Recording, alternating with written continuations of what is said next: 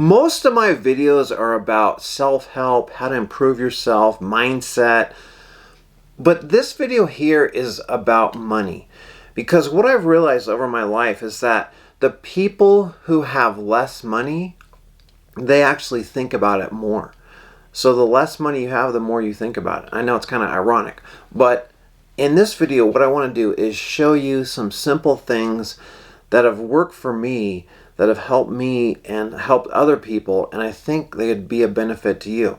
Because when we look at the wheel of life, we want to have a good mindset. We want to have a healthy body. But we also want to be financially free. We want to have that financial independence. And time either works for you and allows you to be freer, or time works against you and traps you and has you feel more like you don't have any options. So in this video, what I want to do is really talk about how money can create a freedom of choice for you if you make some wise decisions.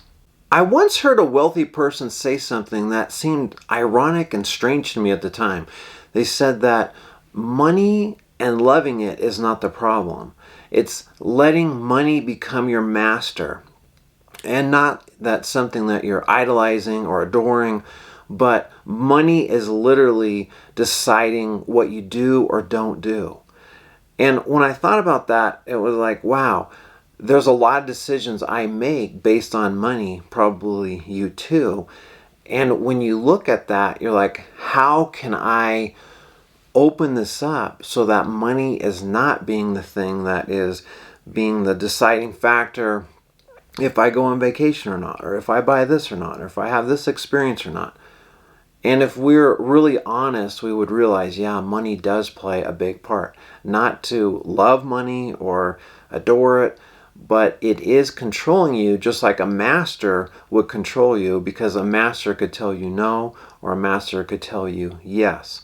And that can determine the direction of your life, which things you invest in, what things you do. So on this right here, this is really personal development, but with a financial twist to it, because personal development without freedom, and money is part of that freedom, it really has limits if you don't have that. Some clarity before we go any further. I am not a financial advisor. This is not financial advice. This is just what has worked for me and what I've seen other people, how this has worked for them too, quite frankly. So I just want to be clear, this isn't financial advice, but it is life advice that I found very useful.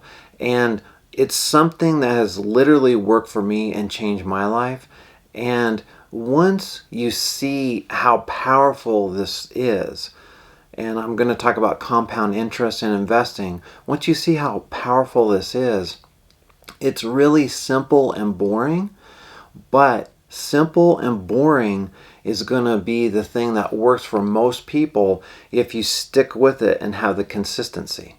I'm trying out some new stuff, but this is called the Rule of 72. What it means is basically you take something, your interest rate right here, you take your interest rate and you divide it into 72, and that's going to tell you the number of years that it takes for your money to double. If we pick an example here, and whoops, a little bit goofy here, I'm still trying to learn all this stuff here. Let's say I have a 9% interest rate. How many times does 9 go into 72? It goes 8. So that means it's going to take me 8 years to double at a 9% interest rate. If I was to take that and make it a little bit different, let's say I was going to take it as 8 going into 72, then obviously that's going to take 9 years. So the rule of 72 is you just take the interest rate and you divide it into 72, and that's going to tell you how many years it's going to take. So another example would be like if it's 12 and we go into 72, That's going to take 6 years if you do that. And that is what I really want you to understand.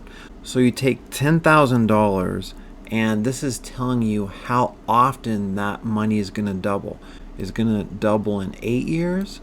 This one, it's going to double in 9 years. This one, it's going to double in 6 years. Now, that's going to become really impactful, because if you have $10,000, let's say you have $10,000, and you start investing that, this is how many years it's going to take for that to double. If we look at a typical chart, you'll see on the bottom is time, and then over on the side is money. And then if we look at someone, a typical person, their money's going like this.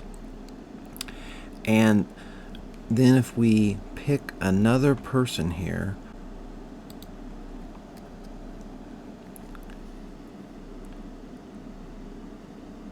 now when we look back at this and we look at the beginning of this, it pretty much looks the same with this other person, right? Doesn't look like there's a lot of growth happening or anything. But if we were to take any single point in here, what we'd notice is a big difference. So if we took like this point right here and just looked at that, what we'd see is that if someone is making 8%, the numbers are so small. Like if you had you had $1, and you made 8%, at the end of that, that's going to equal $1.08, right? No big deal. So when you look at like right here, it's not really looking like it's doing much. But then when you go up to a point like right here, let's say you have 100,000 and you make 8% on that, well, now you're at 108,000. So it's the same math working for you. It's the same rule of 72, but in the beginning, the numbers are so small that your amount of money, it doesn't look that big, but it's still growing. The thing that shows you is that over time, as time goes on, it starts really compounding, and it looks like it's magic, but the reality is it was working all along. Now, let's look at one of the most important misunderstandings that people have when it comes to investing and their finances, and that is fees. Okay? Fees don't seem that big of a deal when they're told to you, hey, we're just going to have a 2 or 3% fee. But as you'll see, that 2 or 3% fee has a huge impact on you, and that money is not going into your bank account, your retirement account. It's going to someone else because they're using the power of compound interest. So if you have an 8% rate of return, which is pretty standard, and instead you take a 3% fee out of it, and I'm not even going to go into more details on how the portfolio itself can have fees embedded within it, transaction costs and all that, but just the fee of maintaining that. So a lot of employers have things where they have a fee to run your account for you, and that fee, let's say it's 3%. So instead of making 8% on your rate of return, you're making 5%.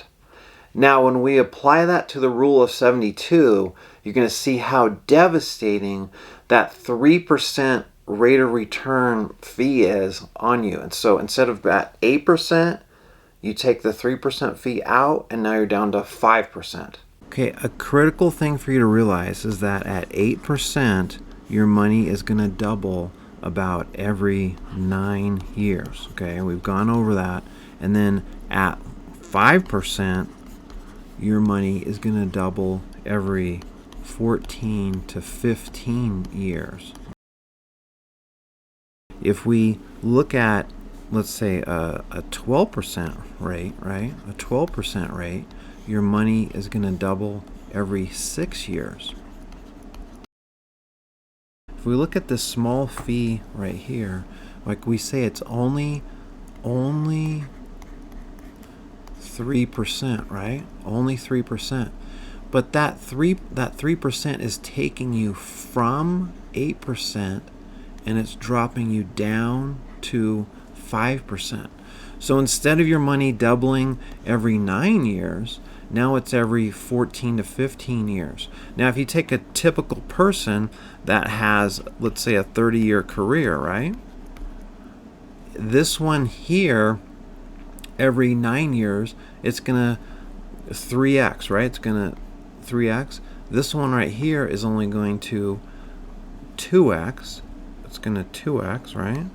On the 14 to 15 years. And if you look at the 6 one, if it's doubling every 6, that's 5xing, right? So whatever amount of money you have, it's really going to compound.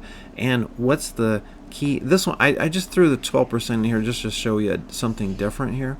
But the key really that I want you to understand is that these fees and these costs, okay, they're going to say, oh, they seem reasonable, they seem normal, but look at what it really costs you in the long run. Let's look at an example here. If you invested just $10,000 today, and how would this actually work? So here, right here, if you're at an 8% interest rate and it's doubling every 9 years, you're going to see in the first 9 years you're at 20,000, then you're at 40,000, 80,000. 36 years you're at 160,000. 45 years you end up with 320,000. Okay, that's at 8%, doubling every 9 years. Now let's look at 5%, and again, that's what a lot of people get after they look at what they're actually getting after the fees and stuff. 14 years, it's doubling every 14 years. So you're 20,000, 40,000, and in 42 years, you're going to end up with 80,000. Big difference between these two here, right? Big difference. Now let's look at this last one. This one is atypical, but I just wanted to show it to you anyway. It's at 12% and it's doubling every 6 years. You can see why people love higher interest rates. Why credit cards like to have higher interest rate, because that means the opposite of this is happening. You're paying this to someone else to get their money and your debt's getting worse, but this one is on investing. So here, 6 years, 12 years, 18 years, 24 years. You can see how 24 years it's 160,000, 30 years 320, 36 640,000, and then in 42 years you end up with $1,280,000. And that is a huge difference if you compare these other ones here of what you're actually getting. That is a massive difference if you look at 80,000 versus $1,280,000.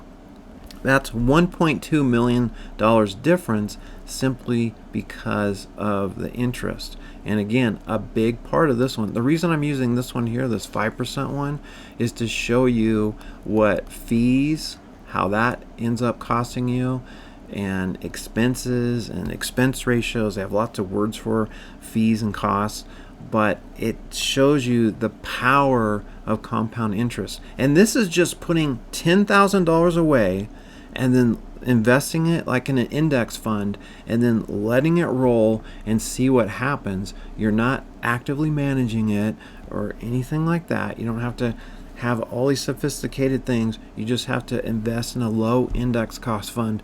And I find this stuff so fascinating, and hopefully you do too. A lot of times when I'm talking to people, this is when they say, oh, I need a professional. I need someone to manage my money or to make these decisions for me. And what I want you to realize is Tony Robbins looked up and did some research, and what he found is that over a 15-year time period, 90 to 96% of people that were managing mutual funds did not beat the index funds, the stock market, the S&P 500. They did not beat it. So people were paying these fees to have people manage their accounts, and they're actually doing worse than if they would have just bet on the whole total stock market. And some people say, well, my person is in that 10% to 4%, right? The opposite of 90 to 96%. But it's a different person every year, or a different company every time. So it's not like the same guys are winning over and over and over, or ladies. It's different people. So the odds of you picking someone and having them invest your money and do better than the stock market in general is not going to happen for most people. I'm sure there's exceptions. I'm sure people could prove those to me. But in general, you're going to do so much better just with broad index funds with low fees that do not eat up all your profit. Because when you realize that the professionals are no better than the average stock market investment, then you realize, well, why am I paying these people? And what that's doing is it's dragging your investments, it's causing friction, and it's having your investment never really grow to the level that it could if you would get all these fees and expenses out of there.